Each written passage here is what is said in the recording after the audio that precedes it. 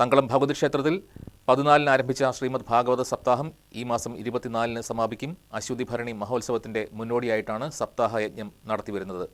ഫെബ്രുവരി 21 മുതൽ 24 വരെയാണ് മഹോത്സവം നടത്തപ്പെടുക. ഡോക്ടർ എം.ആർ. ശിവദാസ് ഭദ്രദീപം തെളിയിച്ചുകൊണ്ട് 14-ാം തീയതി ഭാഗവത സപ്താഹയജ്ഞത്തിന് തുടക്കമായി. ക്ഷേത്രം തന്ത്രി ബ്രഹ്മശ്രീ ഭദ്രകാളി മറ്റപ്പള്ളി നാരായണൻ നമ്പൂതിരിയുടെ മുഖ്യ കാർമ്മികത്വത്തിലാണ് ചടങ്ങുകൾ നടത്തപ്പെടുന്നത്. ഭാഗവതഭൂഷണം സജീവ് മംഗലത്താണ് യജ്ഞാചാര്യൻ. അശ്വതി ഭരണി മഹോത്സവത്തോടനുബന്ധിച്ച് ശ്രീമദ് ഭാഗവത സപ്താഹയജ്ഞം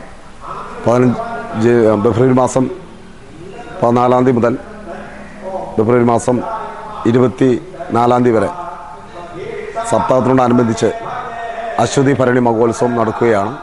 21 മുതൽ 24 അശ്വതി ഭരണി മഹോത്സവത്തോടനുബന്ധിച്ച് കുട്ടികളുടെ കലാപരിപാടികളും കൈകൊട്ടിക്കളികളും ക്ഷേത്ര സന്നിധിയിൽ ദിവസപൂജകളും പറനിറക്കലും അങ്ങനെ ഗംഭീരമായ രേവതി ദിനത്തിൽ നടക്കുന്നു.